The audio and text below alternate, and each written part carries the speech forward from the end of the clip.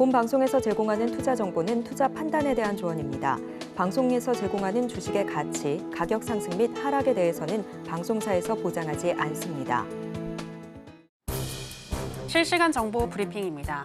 미국 비농업 부문 신규 고용 연간 수치가 대폭 하향 조정되며 고용시장이 당초 알려졌던 것보다 냉각됐다는 점이 드러났습니다. 미국 노동부가 발표한 작년 3월부터 올해 3월까지 12개월간의 비농업 고용 수정 예비치는 기존 발표치보다 81만 8천 명 하향 조정되었는데요.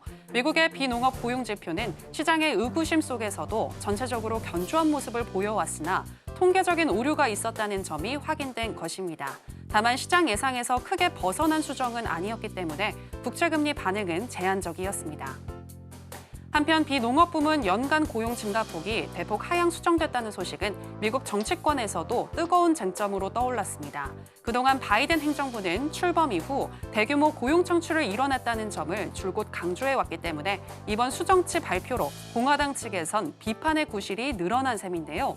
트럼프 전 대통령은 자신의 SNS를 통해 대규모 스캔들이라면서 해리스 바이든 행정부가 고용 통계를 부정하게 조작하다가 적발됐다고 주장했습니다. 반면 수정된 고용 수치를 크게 우려할 필요가 없다는 진단도 나왔습니다. 야데니 리서치는 고용 데이터의 하향 수정은 노동시장이 팬데믹 이전 추세로 정상화되고 있다는 또 다른 신호라고 주장했고, 수정된 데이터가 이민자와 신규 노동시장 진입자를 제외하고 작성됐기 때문에 고용 상황은 실제로 더 강할 수 있다고 봤습니다. 또 3월 이후 고용 지표는 7월을 제외하고는 건설적인 모습을 보였다며 8월의 고용은 반등할 것이라고 덧붙였습니다. FOMC 7월 의사록에 따르면 미국 국채 시장에 대한 연준의 걱정도 커진 것으로 드러났습니다. 2020년 3월 팬데믹 사태 이후 미 국채 시장에 전례 없는 충격을 준 주범이 현물과 선물 중 상대적으로 저평가된 자산을 사고 다른 것을 매도하는 방법인 베이시스 트레이드인데, 이 베이시스 트레이드가 2022년 하반기부터 다시 규모가 커지기 시작했다며 향후 금융섹터 전반의 레버리지 수준을 주목할 만하다고 평가했습니다.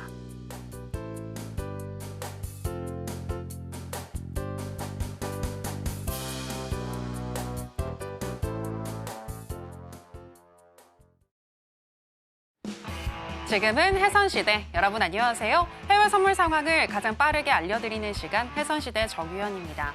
어제 미국 시장은 공개된 7월의 FOMC 회의록을 통해서 9월의 금리 인하를 거의 기정사실화하는 분위기였고, 또 수정된 고용 보고서를 통해서 고용이 약하다는 것도 확인을 했지만 이 또한 9월 금리 인하를 강하게 지지하는 근거로 받아들이는 분위기였습니다. 주요 3대 지수 모두 상승으로 마감을 했는데요. 그런 가운데 현재 잭슨홀 미팅이 한창 진행 중에 있고, 오늘은 신규 실업수당 청구 건수, 구매 관리자 지수, 주택 판매 지표까지 중요한 지표들이 연달아서 발표가 되고 있습니다. 그만큼 오늘은 또 변동성이 커질 수가 있는데요. 어떻게 대응해야 할지 저희 해선시대가 짚어드리겠습니다. 일단 오늘 뉴욕의 3대 지수 상승으로 출발했습니다. 그럼 본격적인 시작 전에 주요 경제지표 일정부터 만나보고 오시죠. 해선시대 주요 경제지표 일정입니다. 미국 노동부가 매주 발표하는 미국의 신규 실업수당 청구 건수는 23만 2천 건으로 예측치에 부합했고, 연속 실업수당 청구 건수는 186만 3천 건으로 예측치보다는 낮게, 이전치보다는 높게 나왔습니다.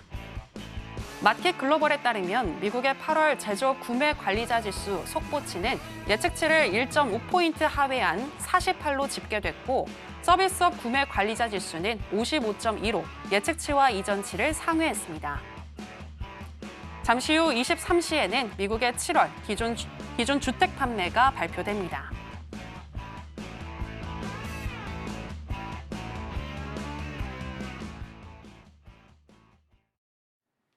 네, 주요 경제지표 일정 만나보고 오셨고요. 오늘 목요일은 또 어떤 마스터와 함께하는지 먼저 화면으로 보시겠습니다.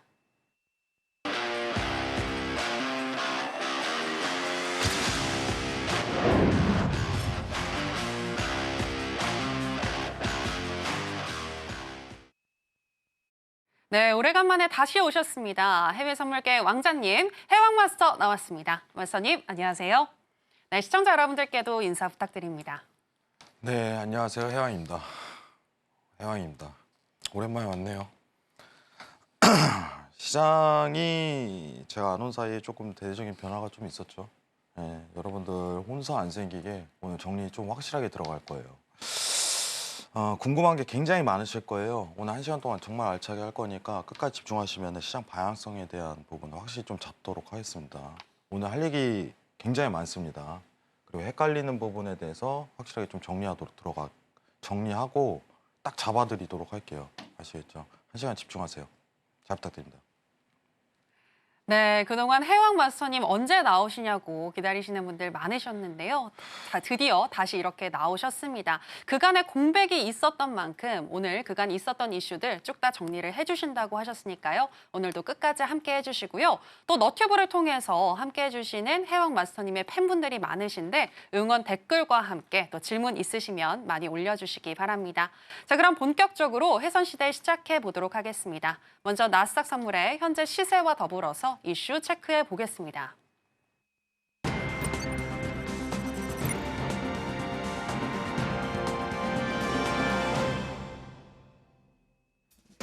네, 나스닥 선물 차트 보시겠습니다. 9시 30분에 신규 실업수당 청구 건수가 대체로 시장 예상치에 부합하는 수준으로 나오면서 위아래로 길게 꼬리를 다는 모습 보여줬고요. 그리고 그 이후로 대체로 우상향하는 흐름이 나타났고 구매 관리자 지수가 발표됨과 동시에 10시 31분경에는 2만 25선까지 또 2만 포인트를 넘어서기도 했습니다. 하지만 그 이후에 다시금 좀 내려가면서 현재는 0.44% 정도 상승한 19,998선 지나가고 있습니다. 자, 그러면 나스닥과 관련한 이슈도 체크해 보겠습니다. 네, 먼저 7월에 FOMC 의사록 내용, 공개된 내용에 대해서 짚어드리겠습니다. 의사록에 따르면 대다수의 연준 위원들은 물가 상승률이 현재 수준으로 둔화하고 또 고용 약화도 지속이 된다면 9월부터 기준금리 인하를 시작하는 게 적절하다고 판단을 했습니다. 물론 연준의 목표인 2%를 향해 가고 있다는 확신이 들려면 추가적인 정보가 더 필요하다라는 입장은 유지를 했고요. 또 연준의 이중 책무 중에 하나인 완전 고용 측면에서 리스크가 고조되고 있다는 점도 인정을 했습니다. 그리고 비농업 신규 고용 증가폭이 과장됐을지도 모른다고 우려했다고 하는데 실제로 어제 발표된 수정치에 따르면 신규 고용이 30% 가까이 적었던 걸로 나타나기도 했고요. 한편 미국 최대 증권사 찰스 슈왑은 고용이 약화되고 경기가 둔화하는 추세에 있는 건 맞지만 미국은 여전히 건강한 경제 성장세를 유지하고 있다고 평가를 하면서 현재 금융시장 최대 관심은 잭슨홀 미팅에 있다라고 이야기를 했습니다. 23일 경제 전망을 주제로 연설을 하는 파월 의장을 통해서 연준이 궁극적으로 어느 정도까지 금리를 내릴지 이 부분에 대한 힌트를 얻고 싶어한다. 투자자들은 얻고 싶어한다라는 내용을 또 전했고요. 관련해서 조금 이따가 이야기를 나눠보도록 하겠습니다. 자, 그리고 계속해서 엔화와 관련해서도 또 오늘 해왕 마스터님이 살펴주신다고 하셨는데요. 엔화 관련한 또 기사도 하나 살펴보도록 하겠습니다. 바로 엔캐리 트레이드 청산 문제가 아직까지 또 지금 이어지고 있는데 이와 관련해서 이야기 나눠보겠습니다. 엔캐리 트레이드 청산 속도를 두고 현재 의견이 분분한 가운데 2차 청산에 따른 증시 변동성이 확대될 수 있다는 주장이 나왔습니다. 이 기사에 따르면 달러엔 환율이 130엔대에서 추가 청산이 일어날 것으로 예상을 하고 있고요. 만약 일본이 내수에 기반한 경제 성장이 강화된다면 상대국 화폐보다 어느 정도 구매력이 증였는지를 알 수 있는 실질 실효 환율이 올라가면서 엔화가 강세 모멘텀을 받을 수 있다고 분석했습니다. 즉 엔화 강세로 인해서 엔캐리 트레이드 자금이 추가로 유출되면서 코스피를 비롯해 글로벌 증시에 하방 압력이 가해질 것이라는 내용인데요. 여기에 경기 침체 이슈까지 더해진다면 청산은 더 급격하게 이루어질 것이라고 보고 있습니다. 이 부분과 관련해서도 이야기 나눠보겠습니다. 네, 일단은 오늘 정말 중요한 내용들 짚어주시는 것 같은데요. 먼저 나스닥 관련해서 현재 확실히 좀 미국 시장의 고용이 약해지고 있는 것 같은데 그래서 이제 다시금 B컷에 대한 이야기도 나오고 있는 것 같더라고요. 9월에 B컷 가능하다고 보시나요? 지금은 아직까지는 이라는 표현을 좀 드리고 싶어요. 아직까지는? 네. 네. 내일 그 파월 연설을 좀 들어보는데 저도 좀 의문점이 있어요. 지금 일단은 다른 이제 연준 위원들이 지금 연설을 좀 이어가고 있는 상황인데 굉장히 긍정적인 표현을 자주 하는 상황이거든요.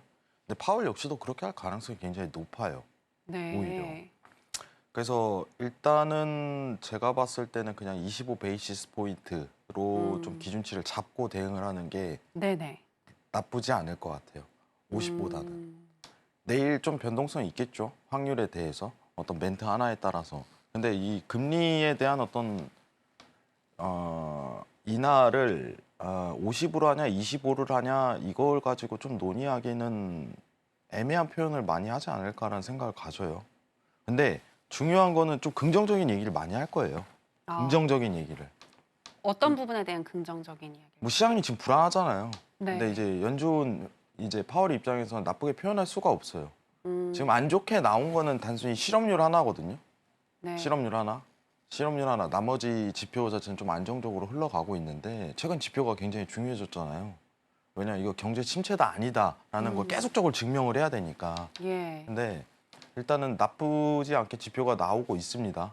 상황은. 그리고 내일 이제 파월 연설이 한국 시간으로 23시로 예정이 되어 있어요. 그때 아마 조금 이제 변동성을 좀 그릴 가능성이 굉장히 높은데 시장에 대한 어떤 추세를 잡을 만한 상황이 연출이 안 될 가능성이 굉장히 높아요. 이 부분 제가 좀 이따 차트 보고 설명을 드리도록 할게요. 차트 보고. 네. 네. 일단은 일단은, 네. 말씀 먼저 드리고 싶은 거는 지금 상황은 25 베이시스 포인트다. 이걸 좀 음. 기준치를 잡고 가세요. 어, 50 베이시스 포인트에 대한 가능성을 좀 넓게 보는 것보다 25, 11월 25 이런 식으로 좀 짜고 대응하는 게 전략에는 좀 훨씬 더 유효하게 먹힐 가능성이 높습니다. 일단 차트 보면서 전략 같이 한번 보도록 할게요. 예. 감사합니다. 알겠습니다. 일단 금리 인하 폭과 관련해서는 베이비 스텝으로 보고 대응하는 게 좋겠다. 점진적인 금리 인하에 대해서 말씀을 해주셨고요. 그리고 또 지금 11시에 중요한 지표가 발표가 됐네요. 바로 미국의 7월 기준 주택 판매 지표인데 예측치는 39만 4만 채였는데 현재 발표는 395만 채로 발표가 됐습니다. 예측치보다는 상회한 것 같은데요. 네, 이와 관련해서는 어떻게 보시나요, 마스터님?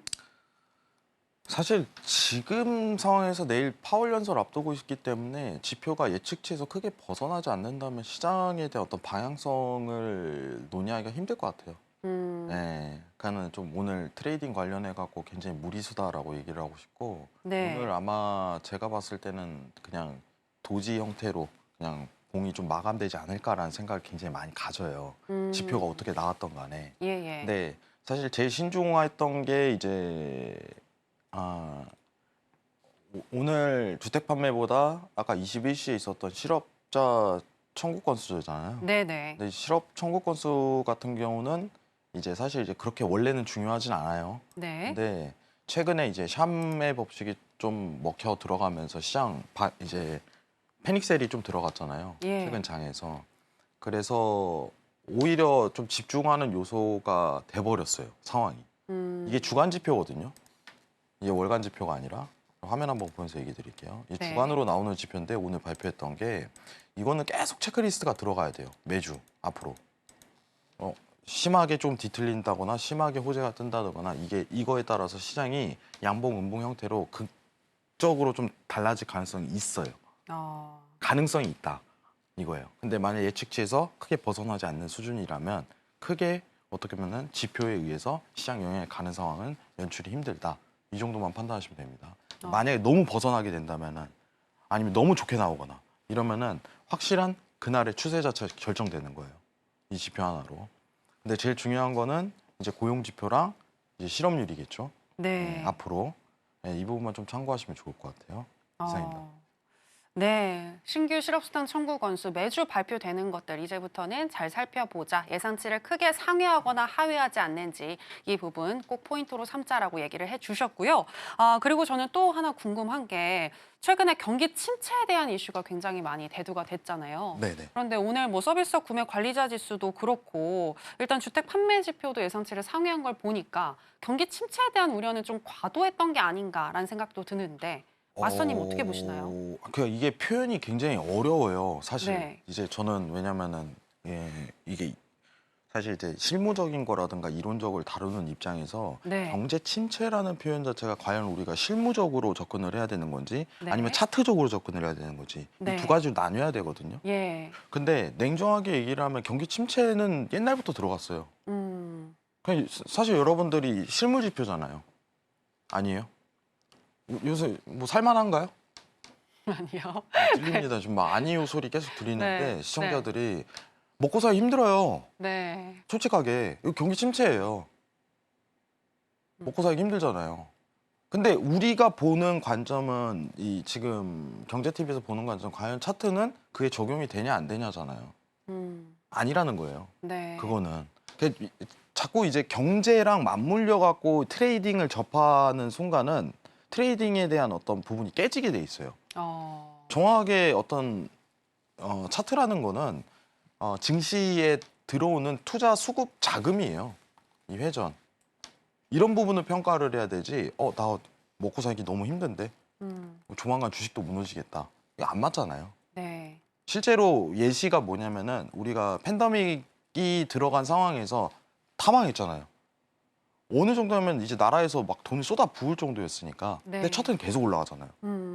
실적 좋았나요? 안 좋았어요. 그냥 돈 부으니까 올라가는 거예요. 완전 반대로 움직인단 말이죠. 그래서 침체라는 표현을 여기서 얘기를 할 때 과연 차트에 적용이 될 것인가 아닌가 이 여부를 따진다면 아직은 이라는 저는 표현을 해요. 아직은. 아직은. 예. 이런 부분에 대해 이런 부분이 좀 어려워요. 사실 저도 말하는 입장에서 표현을 하는데 먹고 살기 힘듭니다. 여러분들. 안 그래요? 먹고 살기 힘들어요. 소비는 나날이 늘어나야 되지. 예? 들어온 돈은 없지. 그래서 투자에 대한 관심을 가지는데 시장에 대한 방향성이 과연 이제 침체랑 얽혀 있냐 아니냐라는 부분에 대해서는 명확하게 저는 아니라고 좀 표현을 할게요. 일단은. 예. 그럼 경기 침체 여부를 따지는 것보다도 시장에 그리고 차트에 어떻게 반영되는지 우리는 그 부분만 주목하면 된다. 그렇죠. 라는 이게 말씀이시죠? 원래 이제 경기 침체가 한 번에 터져야지 시장의 유동성이 막히면서 이제 예. 빅쇼트가 터지는데 지금은 아직은이라는 표현은 저는 계속 드리고 싶어요. 아직은. 예. 좀 디테일한 내용을 좀 들어가 볼까요? 예. 네. 그럼 한번 좀 분석을 해 주신다면 중장기적으로 아직 더 상승할 여지가 남아 있다고 보시는 거죠? 사실 지지난주였죠. 예, 차트 보면서 좀 얘기 드리도록 할게요. 네.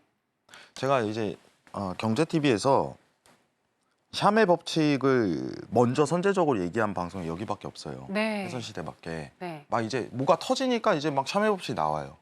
그때 가서야. 이게 정말 중요한 습관이거든요. 미리 알고 있는 거와 미리 모르고 있는 거. 근데 샴의 법칙이 뭐예요? 경기 침체를 이제 올 것인지의 어떤 그 그쵸. 신호를 파악하는. 근데 이제 샴의 법칙에 적용이 돼 버렸어요. 네. 아니 구간에 들어갔단 말이죠. 근데 제가 여기서 얘기를 했던 게 세 가지 요소가 있었어요. 네. 이거 좀 이제는 시장이 위험하다. 현금화 준비를 하자라는 게 딱 세 개가 있었는데 1번이 뭐였냐면 금리 인하. 두 차례. 네. 두 차례예요. 두 번째가 채권 스프레드. 예. 장단기 금리. 예, 그렇죠. 그리고 하나가 이제 샴의 법칙이었어요. 네. 근데 그 중에 하나가 먹혀 들어갔어요. 갑자기. 저는 이게 맞물릴 수 있을 가능성이 굉장히 높다라고 판단을 했었는데 금리 인하와 어떤 채권 스프레드 그리고 샴의 법칙이 근데 샴의 법칙이 먼저 들어가 버렸어요. 근데 제가 말씀드리고 싶은 건 이거예요. 굉장히 추상적이지만 좀 시청자분들 이해를 해주세요. 저도 알고 있는데 미국 애들도 다 알고 있다 이거예요. 그럼 무슨 뜻이냐? 샴의 법칙이 적용이 된다는 건 뭐야 이거 경기 침체다 하고서 분위기가 조장돼 버린 거예요. 순간적으로 발표 뜨자마자. 원래는 제가 보고 있던 게 19,000 레벨링 지지였어요. 화면 보면서 좀 얘기 드리도록 할게요. 예. 자, 여기 지지를 좀 보고 있었어요. 굉장히. 이 구간에서. 근데 이제 실업률 뜨고 나서 패닉 셀이 들어가 버린 거예요. 상황이. 그리고 제가 이제 노란톡방에서 이 얘기를 했어요. 좀만 기다려보자고. 매도는 지금 아니다. 예, 17,000 레벨링 지지 받는 거 보고 확인하고 나서 그 다음에 언급을 했습니다. 그리고 스트레이트로 올라가고 있어요. 근데 이게 당분간은 유효할 가능성이 굉장히 높아요. 예, 당분간은. 지금 차트는 그림이 안 좋거든요. 이건 좀 이따 차트 뷰 보면서 얘기를 드릴 건데 예. 앞으로 봐야 되는 게 뭐냐면은 지표가 크게 레인지 범위에서 예상치에서 벗어나는지 안 나는지 이것만 좀 체크를 해야 돼요. 지표 영향 굉장히 많이 받을 거예요. 고용이나 실업률 이 두 개. 네. 내일 파월 연설이 나오는 거는 좀 긍정적으로 얘기를 굉장히 많이 꺼낼 거예요. 건강하다. 우리 튼실해. 왜냐? 쓸데없는 발언을 할 수가 없어요. 근데 사람들이 집중하는 건 50 베이시스 포인트냐 25 베이시스 포인트냐 이 얘기를 가지고 논거를 할 텐데 아직까지 분위기는 25다. 그리고 그렇게 흘러갈 가능성이 일단 높다라고만 판단하시는 게 좋아요. 그러면은 시장은 언제 무너집니까? 라고 저한테 물어보겠죠. 네. 예. 제가 여기서 한번 그냥 얘기를 해볼게요. 네. 12월 봅니다. 12월이요. 네. 대선 12월. 이후네요. 네, 대선 이후. 12월 보고 있어요, 일단은. 12월 보고 있는데 네. 그럼 우리는 어떻게 대응을 해야 될까? 음. 우리는 어떻게 대응을 해야 될까? 이 기준치가 내세워지는데 네. 일단은 시장이 건강하게 조금 올라가면서 환호성을 한 번 더 지를 거예요. 전 그 가능성이 굉장히 높다고 보고 있어요. 그 스타트 라인이 언제부터 시작이냐라고 평가를 했을 때는 좀 이따 차트 보고 설명을 할 건데 문제는 뭐냐면은 그럼 돈은 어떻게 벌어요? 이게 하이라이트거든요. 네. 아니에요. 그죠 하이라이트죠. 그게 중요한. 아니 핵심은 이거예요. 네, 네. 과연 변화하는 시장 속에서 어떻게 적용해갖고 트레이딩을 이어가냐 이 기준치를 잘 살펴야 되거든요. 그러면은 제가 보고 있는 거는 뭐냐면은 사람들은 제가 이 얘기를 해요. 사람들은 꿈을 꿔요. 무슨 꿈을 꾸는 줄 알아요? 부자가 되는 꿈이요. 네. 네. 대박을 꿔요. 어. 대박을 꿔요. 난 이 기회를 이용해갖고 네. 나는 워렌 버핏이 될 거야. 내다가 그냥 몇 점 딱 돈 엄청 있는 거 다 박아갖고 나는 네. 그냥 한 번에 성장. 절대 성공 못해요. 음. 제가 그 얘기를 할게요. 성공한 트레이더의 특징은 뭐냐면은 안정성 있게 누적 수익을 올렸던 사람들이지 절대로 한 번에 돈을 벌었던 사람들 자체가 그 지속성을 이어가긴 힘듭니다. 그러면은 우리가 무너지는 차트가 연출이 된다면 그 가능성을 높게 평가한다면 어떤 트레이딩을 이어가야 되는지에 대한 상품을 구조화를 시켜야 된다 이거예요. 구조화를. 네. 뭐 예를 들면은 이런 얘기를 할 수 있겠죠. 나는 한 큐를 노릴 거야. 그럼 옵션 해야지. 근데 옵션은 시간 프리미엄이 있기 때문에 그 정확한 타이밍을 맞춰버려야 돼요. 나는 그냥 이때 갈 거야. 근데 그게 가능성이 극히 낮아요, 거의. 그래서 옵션이 힘든 거예요, 옵션이. 그러면은 제가 좀 여러분들한테 추천드릴 수 있는 거는 변동성 지수에 좀 확률을 걸어야 돼요. 변동성 지수에. 제가 이 부분은 앞으로 좀 준비를 할 거예요. 9월부터 시작해갖고 과연 매도를 보고 있는 상황에 대한 상품 연출을 어떻게 좀 구조화시키는 게 다양한 상품이 뭐가 있을까? 네. 뭐 ETF도 있고 ETN도 있고 너무 많아요. 몇십 개 되니까. 그중에 레버리지가 낮은 거를 들어가야 돼요. 레버리지가. 내가 손실이 나더라도 한 10% 20% 정도만 나는데 만약에 정말 그러한 상황이 발생했을 때 200% 300%에 대한 연출 가능성 이 높은 상품에 투자를 하라 이거예요. 근데 사람들은 꿈꿔요. 난 1000% 2000% 먹어야 돼. 이런 시장은 난 놓칠 수 없어. 안 돼요. 그런 사람들. 저는 돈 못 번다고 판단해요. 네. 제가 여러분들한테 노란톡에다 책을 추천을 몇 개 드렸었어요. 근데 그걸 왜 읽어보라고 했는지 생각을 해보세요. 해외에 있는 헤지펀드 이제 회사들이 어떤 트레이딩 안정성 있게 높은 수익률 구조를 올리는 사람들이 어떤 트레이딩을 이어가냐. 제일 첫 번째 이거예요. 나는 시장이 무너질 걸 알아. 시장이 무너질 걸 알아. 근데 나는 도박은 하진 않아. 예를 들면 뭐예요? 예를 들면 마이클 버리 같은. 마이클 버리가 뭐예요? 네? MBS 관련해 서 수익 계약을 맺었잖아요. 야 너네 그거 떨어지는 거에 난 상품 구조할 거야. 그거는 여러분들 그게 영화잖아요. 영화. 그러니까 전설이 된 거지. 맞아버렸으니까. 실패했어 봐요. 전설이겠어요? 그냥 쪽박찬 헤지펀드 사지. 근데 그런 걸 따라하면 안 된다 이거예요. 제가 얘기 드리는 건. 그런 걸 따라하면.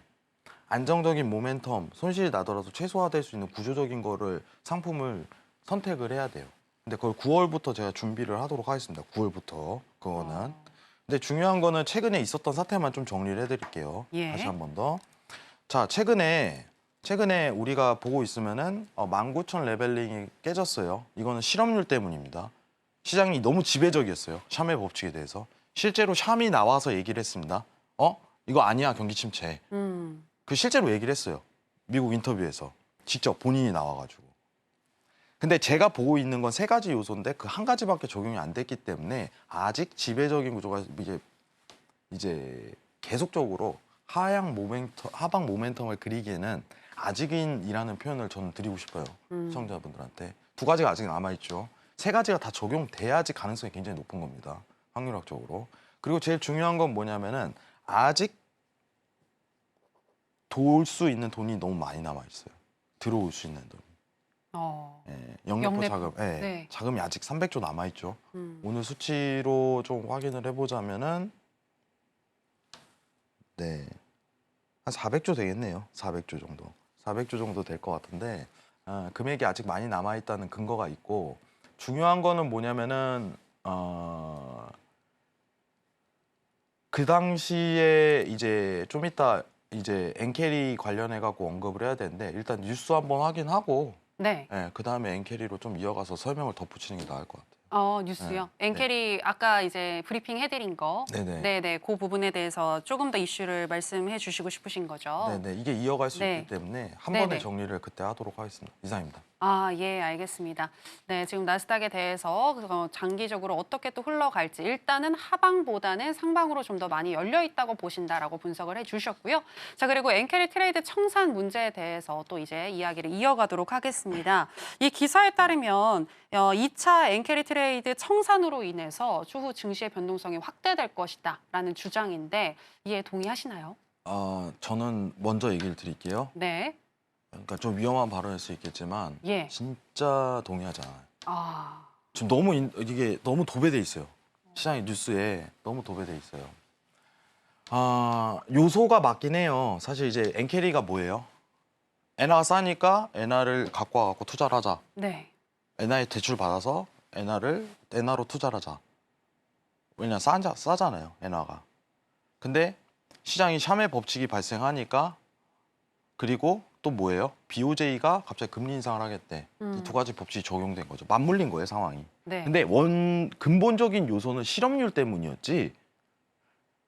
BOJ가 금리 인상을 한다고 해갖고 이게 시장이 무너지진 않았다라는 표현을 저는 드리고 싶어요. 그러니까 폭락의 원인이 엔캐리 트레이드 청산 때문이 아니라 그쵸. 실업률 때문이다. 그렇죠. 어, 그리고 제가 엔화를 먼저 보도록 할게요. 제가 엔화를 투자하지 말자고 했어요. 엔화를. 네. 왜 그랬는지에 대해서 설명을 하겠습니다. 예. 이게 진짜 여러분들 이게 BOJ라는 애를 알아야 돼요. 얘네를. BOJ 일본 중앙 애들. 일본 중앙의 특징이 뭐예요? 말을 하도 바꿔요. 신뢰를 못 한다 이거예요. 만약에 미국이 이렇게 얘기하는 거랑 일본 BOJ 총리가 얘기하는 거랑 완전히 그냥 말이 달라요. 말 바꿔버린다니까요. 나중에 갖고. 뭐 할 수도 있어. 뭐 그렇게 할 거야. 근데 지금 딱 가갖고 막상 상황 되면은 이거 안 될 것 같아. 미안해. 반복이에요.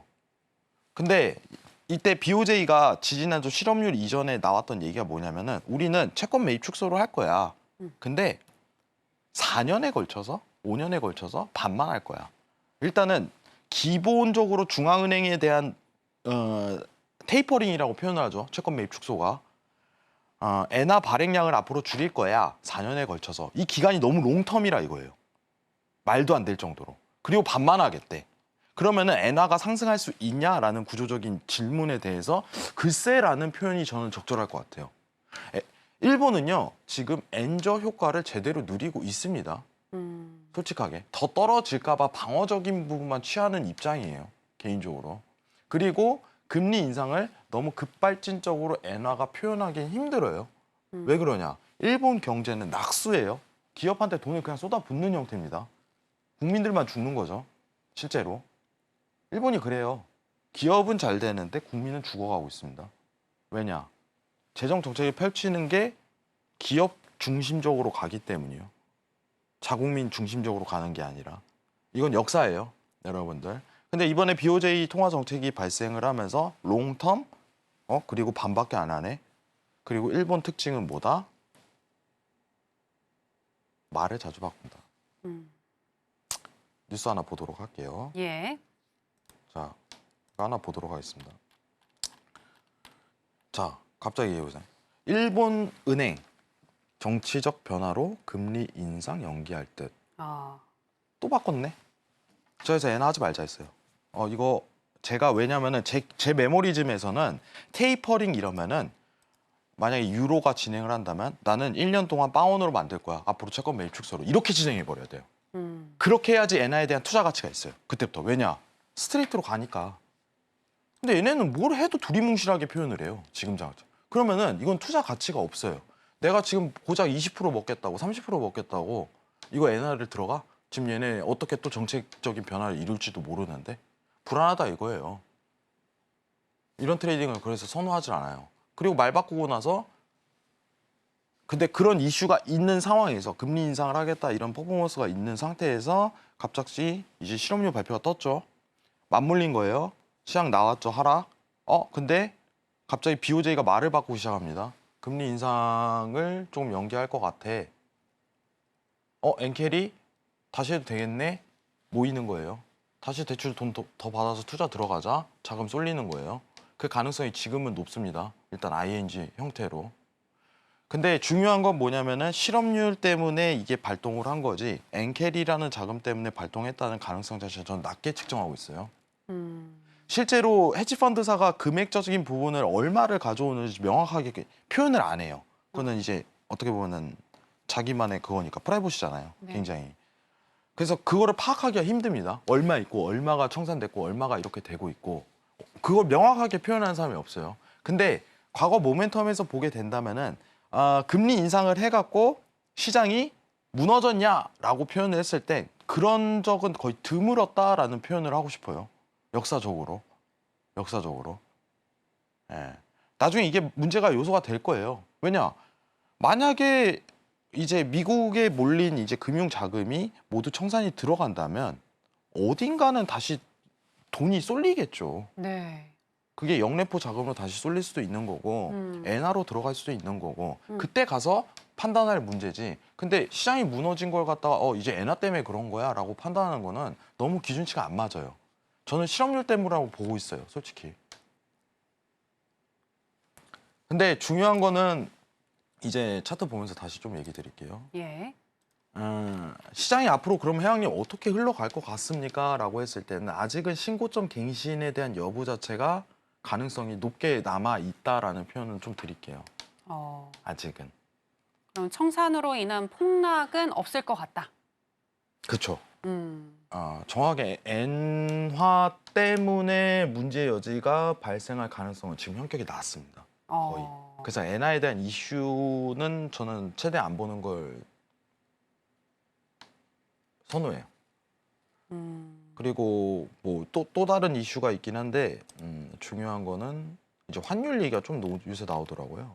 네. 네, 환율 얘기가 좀 나오는데 이거는 제가 이제 웬만하면 언급을 안 하는데 환율은요, 여러분들 보지 마세요. 환율 보고 트레이딩하는 사람이 제일 사실 솔직하게 미련한 사람들이에요. 이거 보고 트레이딩하는 거 아니에요, 여러분들. 여러분 환율 지금 왜 이래요? 왜 이럴 것 같아요? 강달러 현상이 많이 완화된 부분에 대해서 얘기하시는 그렇죠. 거죠? 그럼 강달러가 왜 완화됐을까요? 아무래도 너무 어려운 금리 질문이네요. 인하에 대한 네. 미국은 금리 인하를 할 거고 이제 뭐 일본 같은 경우는 금리 인상을 할 거고 자꾸 이렇게 스프레드가 줄어드니까 미국보다는 다른 나라 쪽으로 투자를 가는 게 아닐까요? 그러면서 이제 달러도 약화되는 거 아닐까요? 일단은 뭐 이제 뭐냐면은 굉장히 좋은 생각 같지만 제 의견도 한번 들어보자면은 예.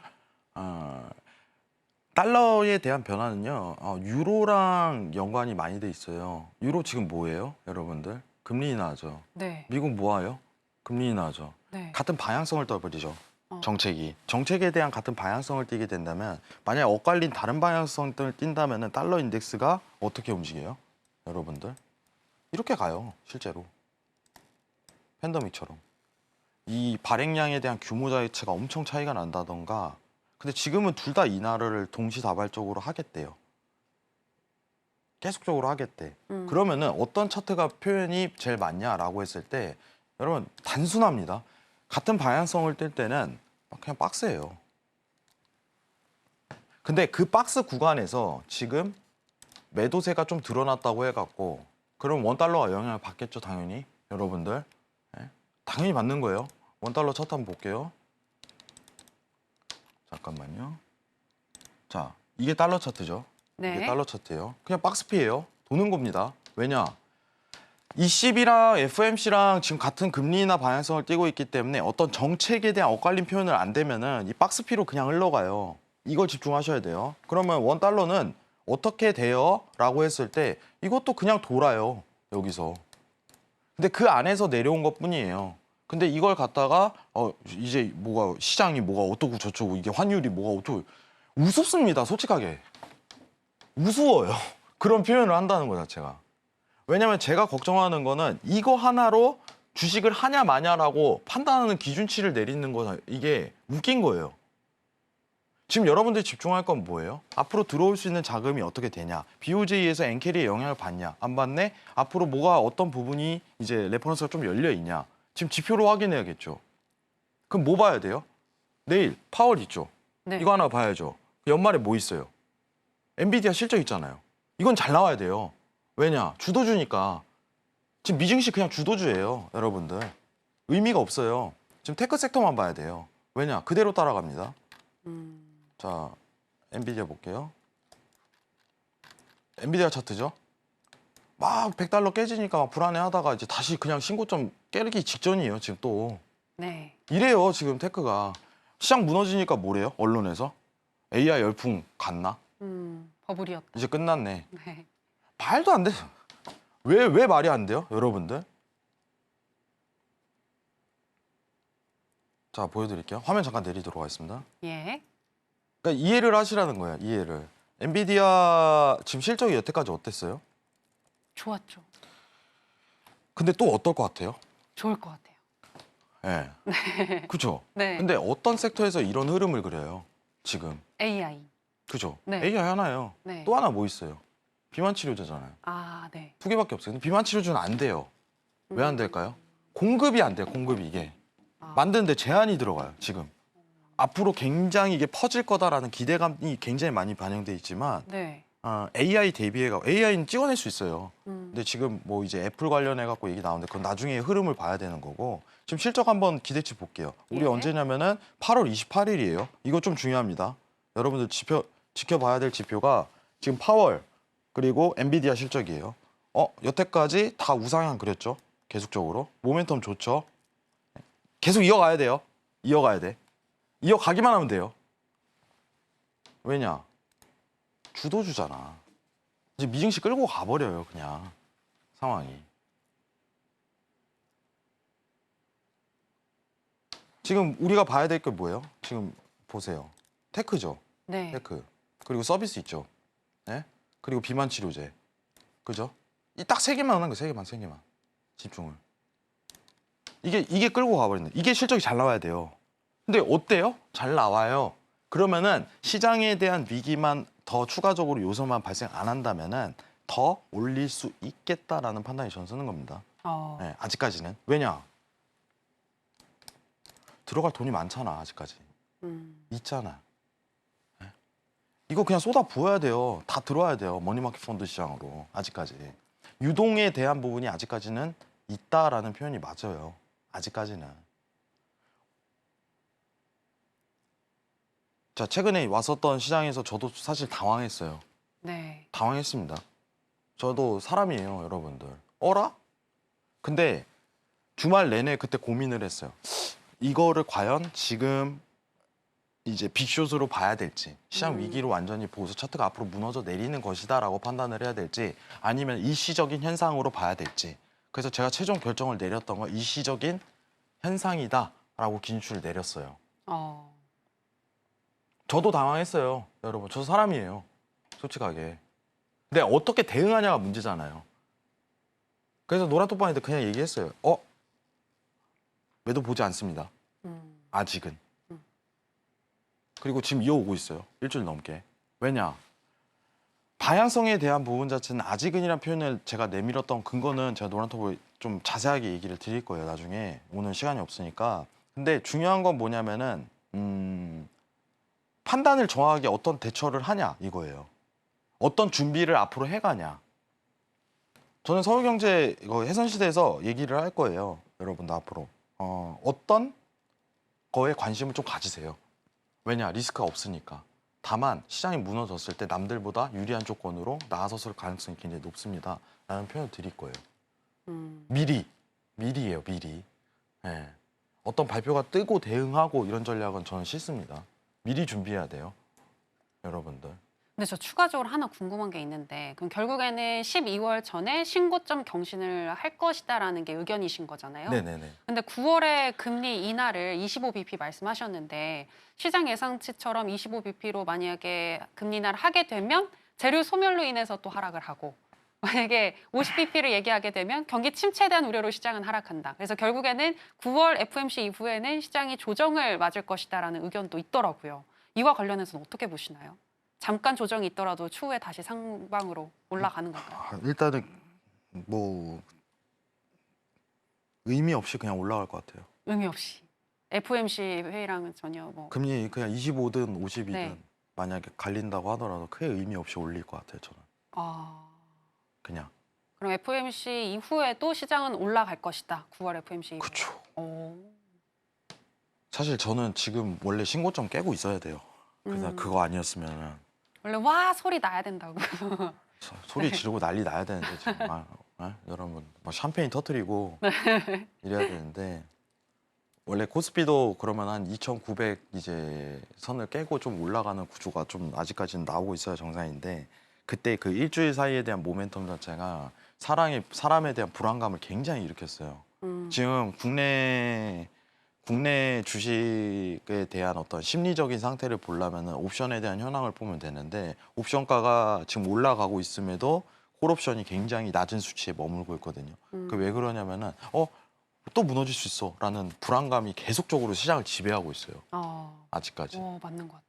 네, 지배하고 있어요. 이거 또 언제 무너져. 그러면은 이게 깨지려면 어떻게 해야 되냐. 미증시가 그냥 신고점 깨고 그냥 스테이트로 가야 돼요. 그러면은 아닌가? 아니었던 것 같은데? 그럼 그때 또 돈이 들어와요.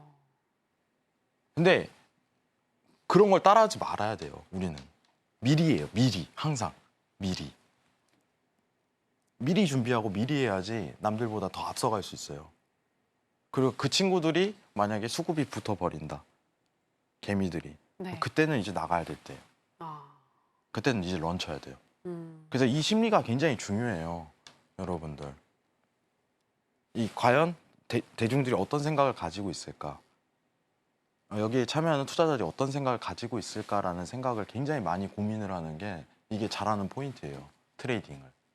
인간 지표를 잘 활용해야 되네요. 지금은 오히려 사람들이 이제 불안에 떨고 있을 때이기 때문에 좋은 현상이라고 보고 있어요. 오늘 차트 하나도 안 했네요. 네, 이제 전략을 좀 봐야 될 것 같습니다. 차트 오늘 전략을 그냥 바로 갈게요. 예. 오늘은. 네, 오늘 시간이 없으니까. 네. 지금 여러분들 이제 일봉 한번 보도록 할게요. 지금 일봉이 좀 불안해요. 일봉이.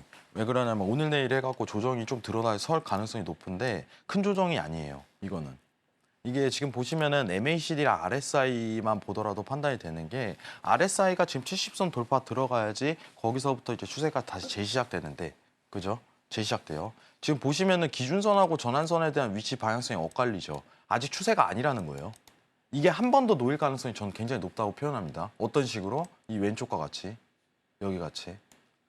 자, 그러면은 한 번은 이 차트가 나온다. 이게 마무리예요. 제 기준치는. 네. 이게 마무리 상승. 근데 아직은 시작을 안 했어요. 아직은. 이게 한번 놓여야 된다고 보고 있어요. 그러면은 여러분들 지금 만약 미국 주식 많이 가지고 계신다, 보유하고 계신다라고 가정을 한다면은 이게 한번 놓이기 시작하고 그러면은 뭐냐? 좋다. 이제는 나는 계속 올라가고 여기를 마무리 청산으로 봐야겠다라는 관점으로 대응해야 돼요. 이때부터 쭉 갈 거예요. 근데 아직 안 나왔어요. 이게 한번 나와야 돼요. 전 그 가능성이 높다고 생각해요. 자, 그리고 조정이 와야 되는 이유는 뭐냐면은 지금 MACD에 대한 수급이 굉장히 높이 올라가 있어요. 이거 한번 떨구고 들어가야 돼요. 떨구고. 일주일 정도 떨구겠죠. 그럼 여기서 지지부진할 거예요. 이 가능성이 높아요. 차트는 그러면은 굉장히 간단히 표현하자면은 이렇게 갈 가능성이 높아요. 그냥 단순히. 여러분 이런 거 좋아하시잖아요. 그냥 어떻게 갈 거야? 네. 이런 거 좋아하시잖아요. 예. 그 근데 조정의 시기는 그러면 아니 오늘 내일 할 거예요. 오늘 내일. 오늘 내일 할 거예요. 오늘 내일. 왜냐면은 MACD 때문에 그래. MACD 때문에 불안정해요. 그럼 여기는 매수와 매도가 데일리 트레이딩으로 공존하는 자리예요. 공존하는 자리.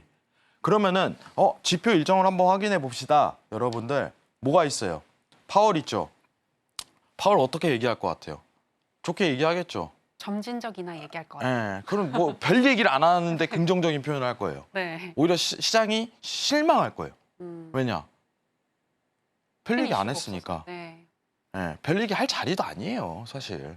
사람들이 보고 있는 게 50 하냐, 25 하냐 하는데 그거 중요한 건 아니고 제가 오히려 좀 집중하고 있는 건 월말 돼서 엔비디아 실적 한번 봐야 되고 이제 다음 달 실업률, 고용 지표.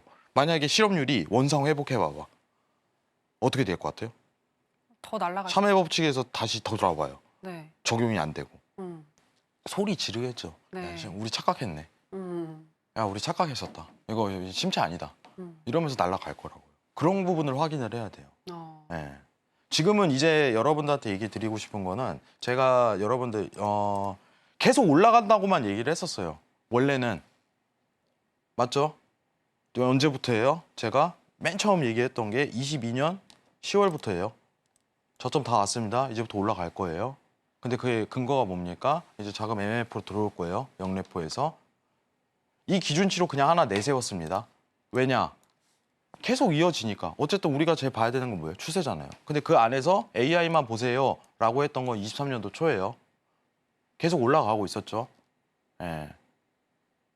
근데 지금 이제 앞으로 3개월, 4개월 이 정도의 사이 시간은요. 뭐냐면은 저도 긴장을 빡 하는 시기예요.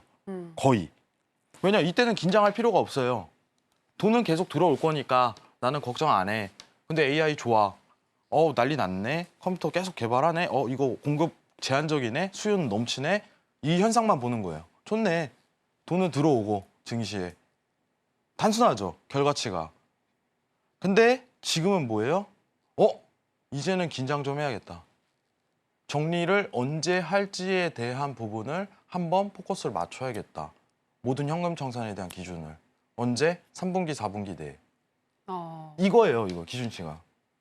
그리고 어떤 투자를 해야 되나? 라고서 포트 구성으로 자금 구성을 해놓는 단계예요, 이제는. 슬슬 이제 계획을 짜야 돼, 계획을.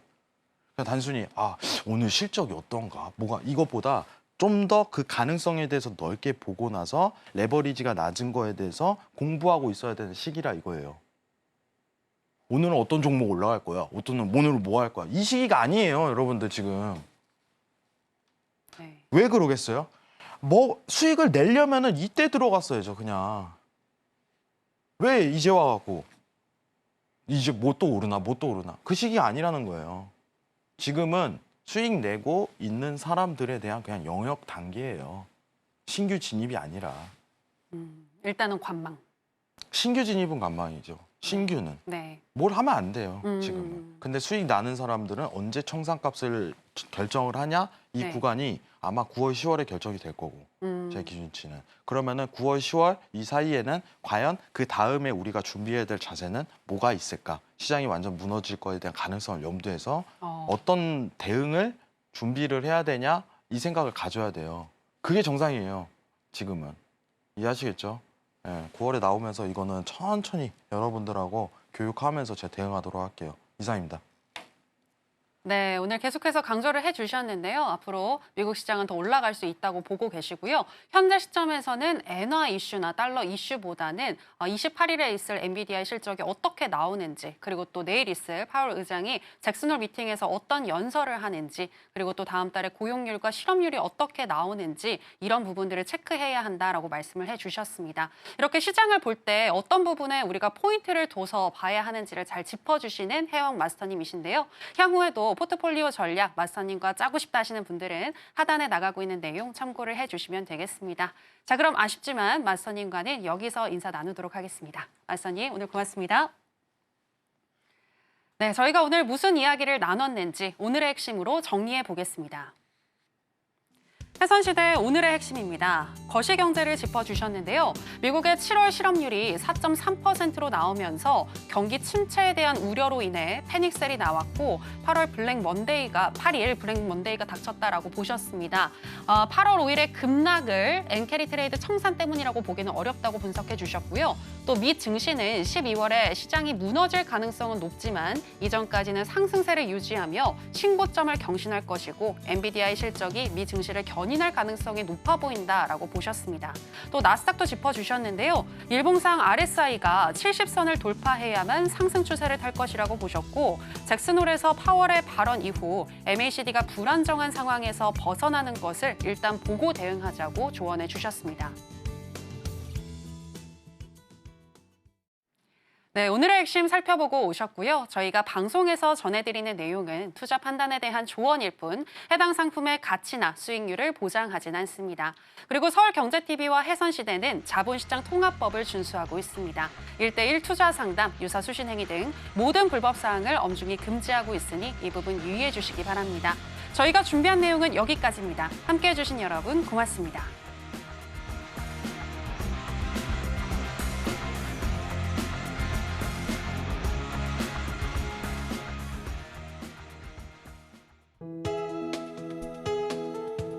본 방송에서 제공하는 투자 정보는 투자 판단에 대한 조언입니다. 방송에서 제공하는 주식의 가치, 가격 상승 및 하락에 대해서는 방송사에서 보장하지 않습니다.